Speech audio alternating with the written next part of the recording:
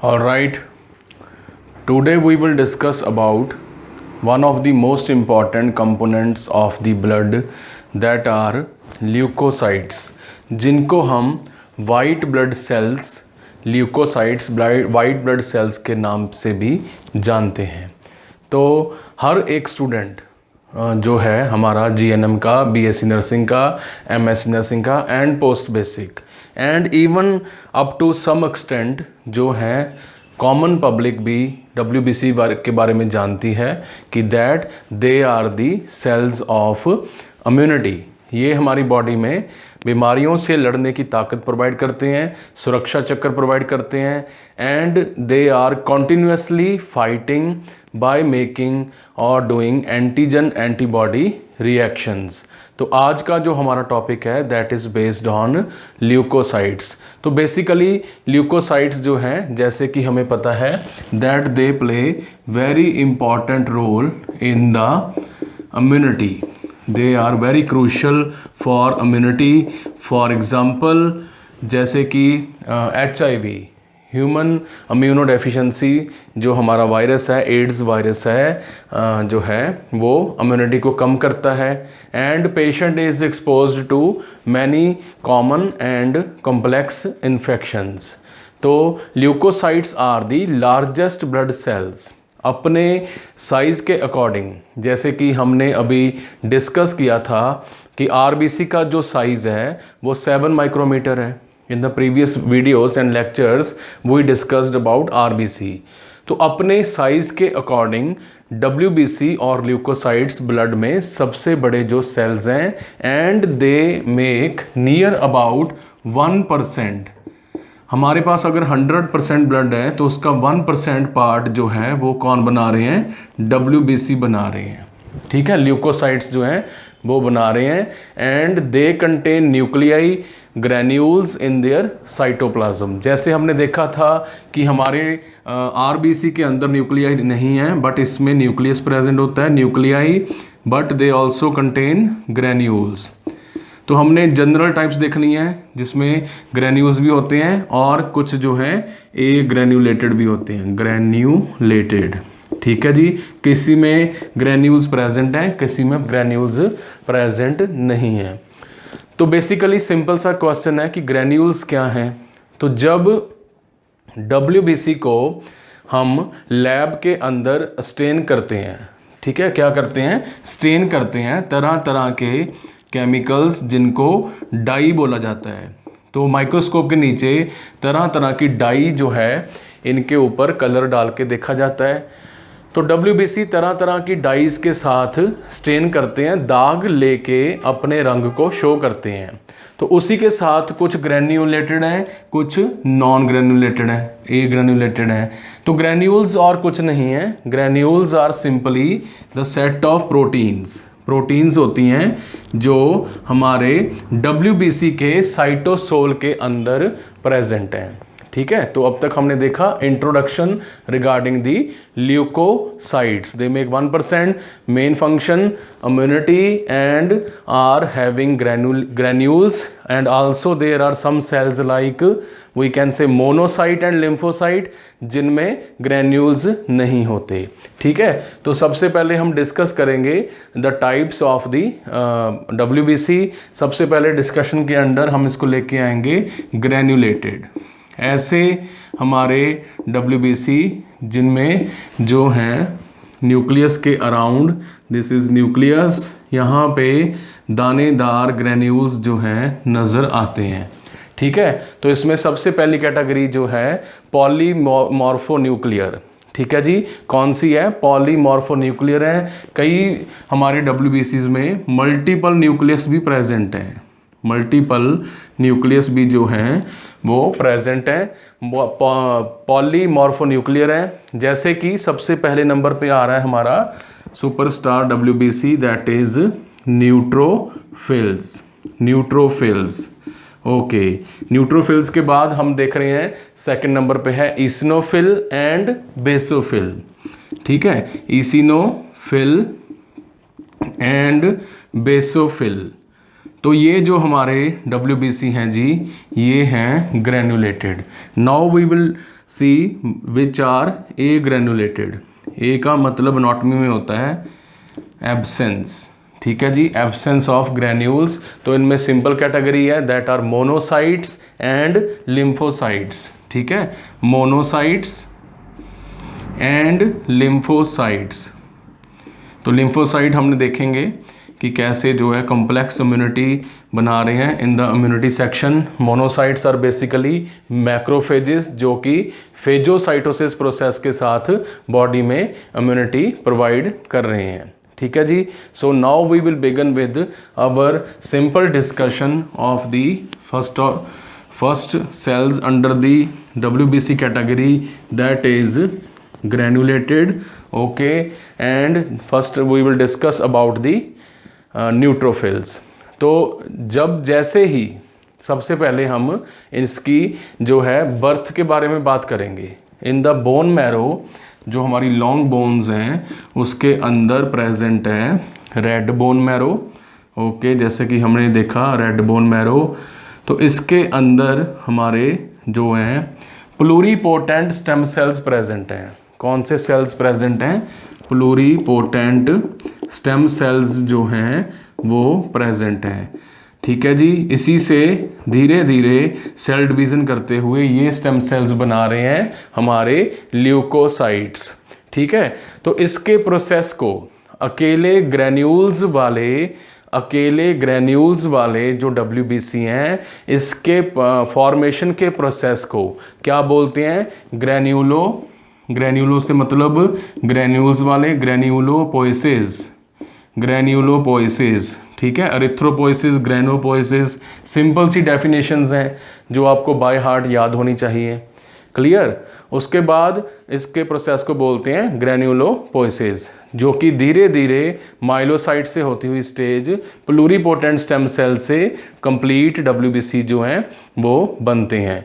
और इनके जो नाम हैं, मैंने स्टार्टिंग में बताया, इनके जो नाम हैं वो इनकी डाई के अकॉर्डिंग है। कौन सी डाई से ये स्टेन लेते हैं, कौन से कलर से ये स्टेन लेते हैं, तो उसके अकॉर्डिंग इनके जो नाम है। जैसे कि हम देख रहे हैं न्यूट्रोफिल्स, तो न्यूट्रोफिल्स आर पर्पल, ठीक है। न्यूट्रोफिल्स किस कलर के हैं? पर्पल कलर के हैं, ओके। क्योंकि ये पर्पल जो डाई है, पर्पल जो केमिकल है उसके साथ स्टेन लेते हैं और माइक्रोस्कोप के नीचे पर्पल कलर के जो हमारे न्यूट्रोफिल्स हैं वो नज़र आते हैं, ठीक है। तो ये तो था इनका स्टेनिंग एंड हमारा birth. Now we will discuss in detail about the neutrophils. Neutrophils जो हैं they are small in size, ठीक है। इनका जो साइज़ है वो क्या है? स्मॉल है। And are very very active, बहुत ही ज़्यादा मोबाइल हैं, बहुत ही ज़्यादा बॉडी में जो है ये सर्कुलेट होते हैं, बहुत एक्टिव सेल्स हैं। जैसे ही कोई micro injury, major injury, micro organism, foreign body, pathogenic body में एंटर करती है, उसी समय ये वहाँ पे पहुँचने का काम करते हैं। And they also remove the dead cells को रिमूव करने का काम कर रहे हैं और फेजोसाइटोसिस के प्रोसेस में भी हेल्प कर रहे हैं, ठीक है। जब भी इन्फेक्शन होती है ये वहाँ पे लार्ज नंबर में पहुँच रहे हैं, ठीक है जी। हमारे न्यूट्रोफिल्स जो हैं लार्ज नंबर में इकट्ठे हो जाते हैं, एक्यूमुलेट हो जाते हैं। मान लीजिए ये जो है अपना हाथ है, ठीक है, तो यहाँ पे इन्फेक्शन हो चुकी है, चोट लग चुकी है, तो यहाँ पे आ रही ब्लड सप्लाई जो है यहाँ से कैपिलरीज बन रही हैं। तो इस हमारी आर्टीरियल ब्लड सप्लाई में जो मैं ब्लैक कलर के न्यूट्रोफिल बना रहा हूँ ये बहुत ही फास्टली, ठीक है, बहुत ही फास्टली, बहुत बड़ी मात्रा में हमारी साइट ऑफ इंजरी पे, इन्फेक्शन पे पहुंच जाते हैं, ठीक है। यानी कि ऐसे समझ लीजिए they are also called scavengers. इनको स्कैवेंजर्स भी बोला जाता है। स्कैवेंजर्स का मतलब होता है सफाई कर्मचारी, बहुत ही बड़े लेवल में जो है ईटर्स, ठीक है। सेल के वेस्ट को, डेड सेल के वेस्ट को रिमूव कर रहे हैं, ठीक है, फेजोसाइटोसिस कर रहे हैं और सिंपल बैक्टीरिया को किल कर रहे हैं। जैसे ही जैसे ही कोई इन्फेक्शन वाली साइट होती है बॉडी में, जहाँ पे एंटीजन हमारे जो है एंटर कर चुके हैं माइक्रो ऑर्गेनिज्म, तो वहाँ पे यानी कि इस साइट को अब हम जूम करके समझते हैं। तो यहाँ पे जो सेल्स हैं ये डैमेज हो चुके हैं, ये सेल्स जो हैं ये डैमेज हो चुके हैं, ठीक है। नॉर्मल सेल्स कैसे होते हैं? नॉर्मल सेल्स ऐसे होते हैं, ठीक है जी। तो अब ये सेल्स डैमेज हो चुके हैं। डैमेज सेल्स जो हैं ये कुछ केमिकल्स छोड़ते हैं। डैमेज सेल्स जो हैं इनके साइटोप्लाज्म से जो है केमिकल्स निकलते हैं। इन केमिकल्स को बोला जाता है कीमोटैक्सिन, ठीक है। इन केमिकल्स को क्या बोला जाता है जी? कीमोटैक्सिन्स।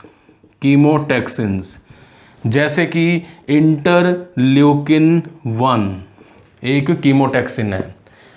तो यहाँ पे ब्लू कलर वाले जैसे ही ये कीमोटैक्सिन निकलते हैं तो वहाँ पे हमारे जो न्यूट्रोफिल्स हैं, ये हमारे जो न्यूट्रोफिल्स मैं बना रहा हूँ रेड कलर के, तो वहाँ पे अट्रैक्ट हो जाते हैं, ठीक है। यानी ऐसे समझ लीजिए कि ये जो कीमोटैक्सिन केमिकल्स हैं ये परफ्यूम है, ठीक है। और हमारा जो न्यूट्रोफिल है ये परफ्यूम की तरफ अट्रैक्ट हो जाता है, कीमोटैक्सिन। बिकॉज ये सोचने वाली बात है कि सर्कुलेशन में घूम रहे न्यूट्रोफिल्स को कैसे पता चलता है कि यहाँ पे इंजरी हुई है, यहाँ पे हमने माइग्रेट करना है, यहाँ पे हमने पहुँचना है। तो ये जो कीमोटैक्सिन है, एक तो ये अट्रैक्ट करते हैं कीमोटैक्सिन्स, एंड सबसे इम्पॉर्टेंट बात ये है कि जैसे ही आर्ट्रियोल जिसमें से ब्लड जा रहा है, ओके, ठीक है जी, आर्ट्रियोल की दीवारों पे लगे होते हैं एंडोथीलियल सेल्स, ठीक है। एंडोथीलियल सेल्स जो हैं यहाँ पे प्रेजेंट हैं, ओके, ठीक है। एंडोथीलियल सेल्स जो हैं यहाँ पे प्रेजेंट हैं, राइट, ओके जी। तो हमने देखा कि आर्ट्रियोल में से ब्लड जो है मूव कर रहा है लिटरली, और इस आर्ट्रियोल की दीवारों की, ब्लड वेसल्स की दीवारों में जो सबसे अंदरूनी लेयर है ट्यूनिका इंटाइमा, उसमें लगे हुए हैं एंडोथीलियल सेल्स, ओके। तो यहाँ पे हमारे जो बॉडी के टिश्यू हैं, सेल्स हैं, वो पड़े हैं। यहाँ पे हमारे बॉडी के जो सेल्स हैं, टिश्यूज़ हैं, वो पड़े हैं, ठीक है। अब यहाँ पे इंजरी हुई है, इन्फेक्शन हो चुकी है, यहाँ पे इन्फेक्शन जो है वो हो चुकी है। फॉर एग्जांपल स्टार शेप यहाँ पे माइक्रो ऑर्गेनिज्म पहुँच रहे हैं। अब हमारे ब्लड में जा रहे हैं न्यूट्रोफिल्स, हमारे ब्लड में घूम रहे हैं न्यूट्रोफिल्स, और इन न्यूट्रोफिल्स को जो कीमोटैक्सिन्स हैं वो जो हैं यहाँ से ऐसे मैसेंजर इंटरल्यूकिन 1 जो हैं मैसेज सेंड करते हैं, ठीक है। डैमेज्ड सेल जो हैं वो ऐसे जा रहे न्यूट्रोफिल्स को मैसेज सेंड करते हैं। अब ये जो हमारे ब्लड में से, ब्लड वेसल्स की दीवारों में से जो न्यूट्रोफिल्स हैं, ये हमारी जो है इंजरी वाली साइट है, वहाँ पे हमारे जो ब्लड के अंदर जो न्यूट्रोफिल्स हैं इनमें एक खूबी है, ठीक है। ये जो न्यूट्रोफिल्स हैं इनको कीमोटैक्सिन्स की हेल्प के साथ बुला लिया गया, यहाँ पे बुला लिया गया, ठीक है जी, ओके। तो इन न्यूट्रोफिल्स में एक खूबी है that they can squeeze across the walls of the blood vessel की सेल्स के बीच में से यानी कि यहाँ से ये जो हमारा न्यूट्रोफिल है यहाँ से क्रॉस करता हुआ कहाँ पे आ जाएगा?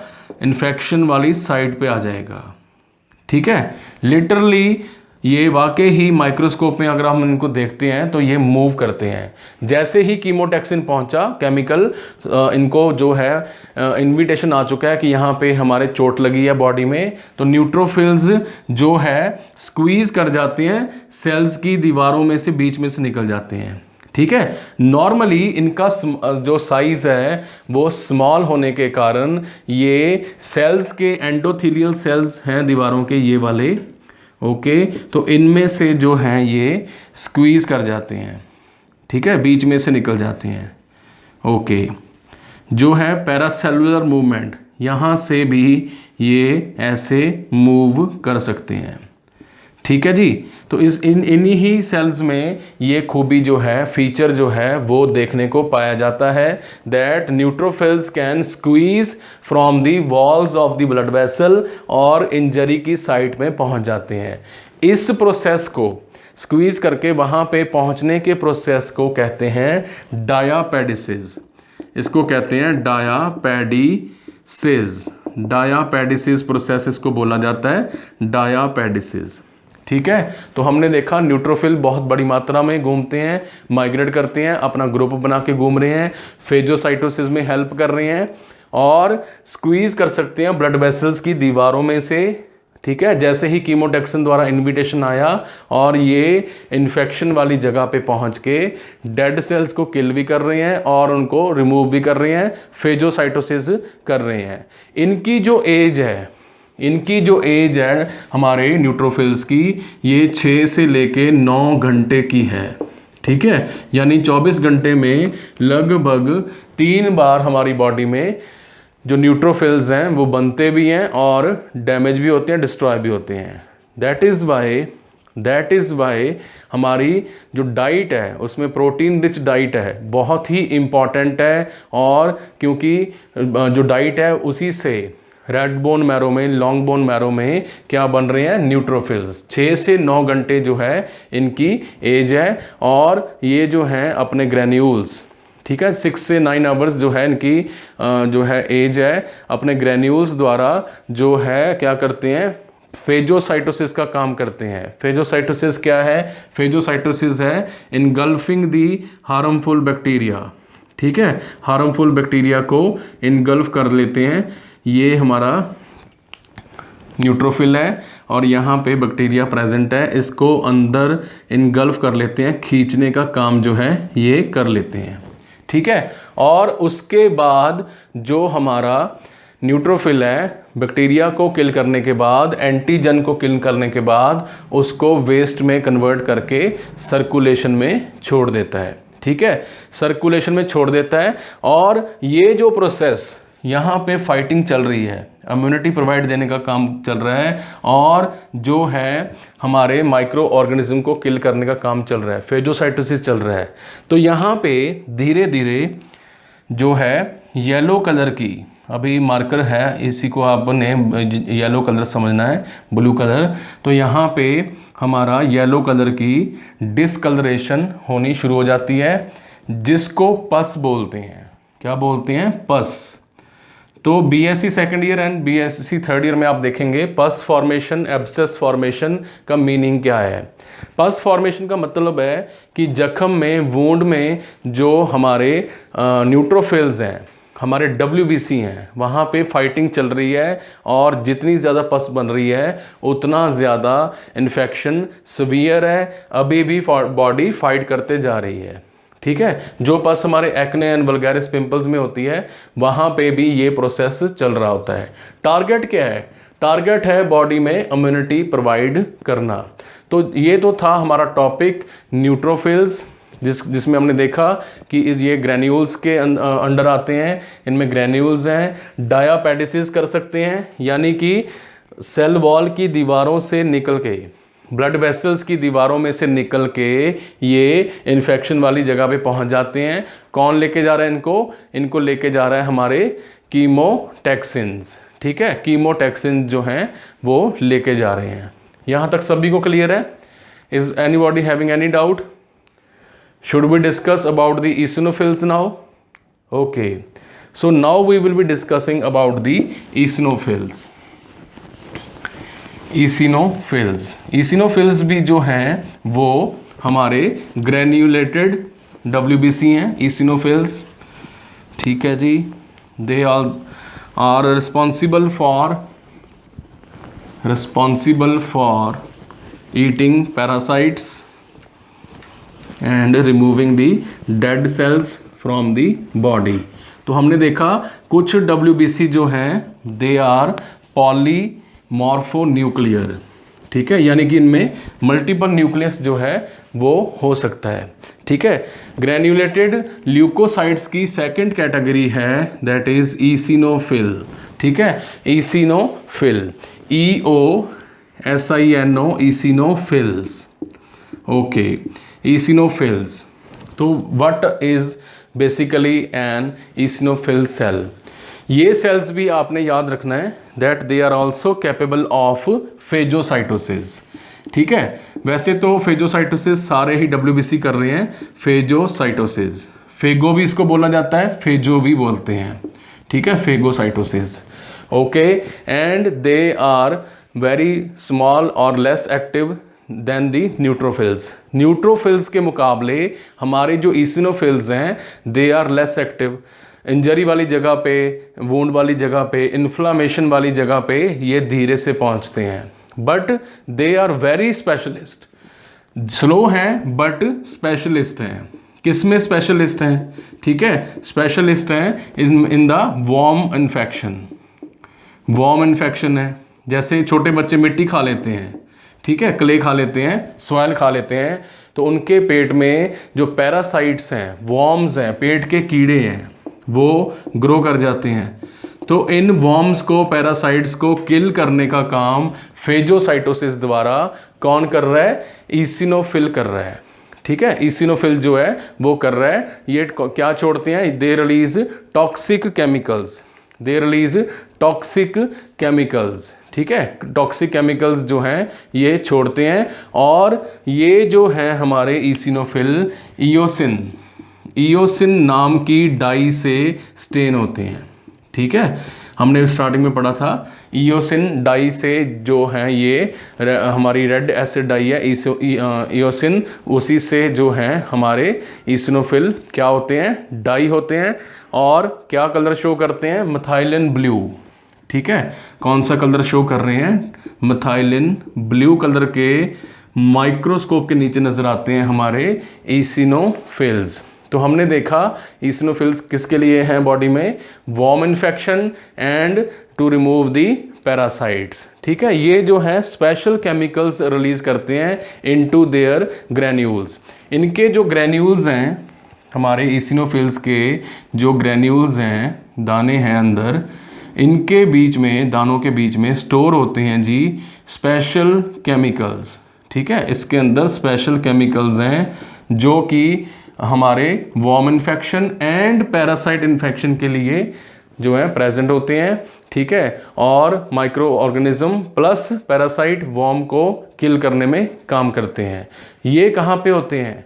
ये ज़्यादातर एलर्जिक इन्फ्लामेशन वाली साइट पे पाए जाते हैं, ठीक है जी। एलर्जिक इन्फ्लामेशन वाली जो हमारी साइट्स हैं बॉडी में, वहाँ पे पाए जाते हैं। एलर्जिक इन्फ्लामेशन साइट्स हैं, ठीक है, such as asthmatic airway and skin allergy, ठीक है। स्किन एलर्जी के मामले में जो है हमारे ईसिनोफिल्स रिएक्ट करते हैं, एंड हमारे एस्थमा अटैक में भी ये जो हैं प्रेजेंट हैं इन द एस्थमेटिक अटैक। तो ईसिनोफिल्स का काम है वॉर्म इन्फेक्शन, एस्थमेटिक एयरवे और स्किन एलर्जी को जो है बचाना। They promote inflammation, they promote inflammation, ठीक है। ये अपना काम कैसे करते हैं?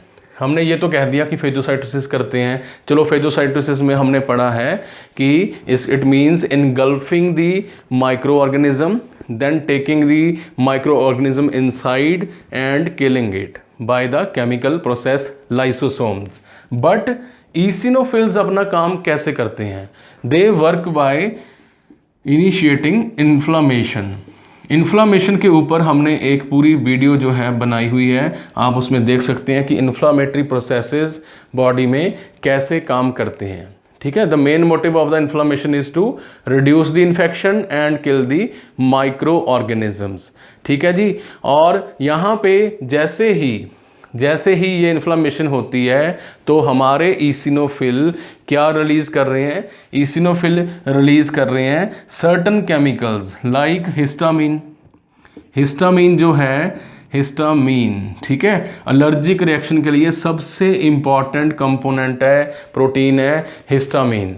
मास्ट सेल्स को जाकर ये जो है हमारी स्किन के नीचे मास्ट सेल्स प्रेजेंट हैं, ठीक है। They are very very sensitive, they are very sensitive to the antigens.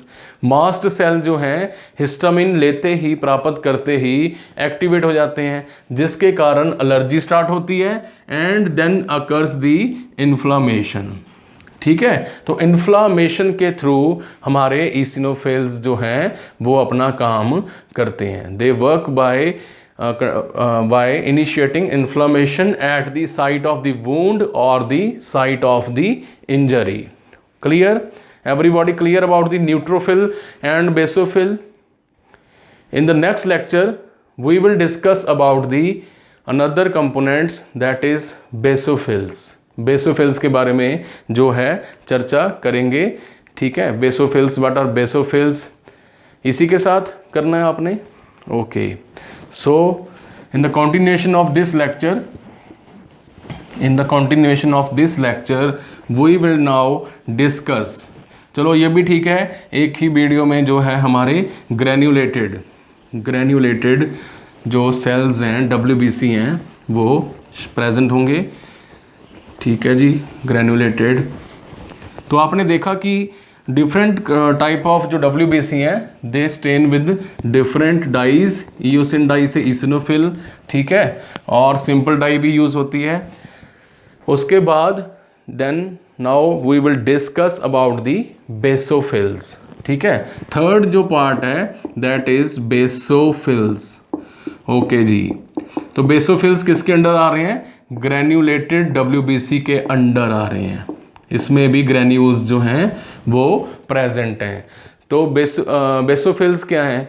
They are very much responsible, they are responsible for what? Allergic reactions, ठीक है। किसके लिए रिस्पॉन्सिबल हैं? एलर्जिक रिएक्शन के लिए ये जो हमारे सेल्स हैं ये रिस्पॉन्सिबल हैं, एलर्जिक रिएक्शंस, ठीक है। बॉडी में एलर्जी होती है तो वहाँ पे जो रोल प्ले करते हैं वो कौन कर रहे हैं?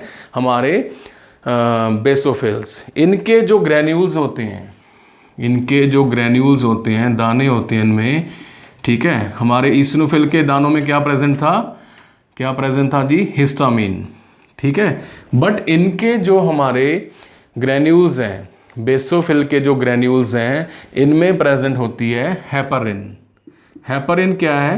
हेपारिन नेचुरल एंटी कोएगुलेंट है, नेचुरल एंटी कोएगुलेंट, ठीक है। ये ब्लड को क्लॉट बनने से रोकती है।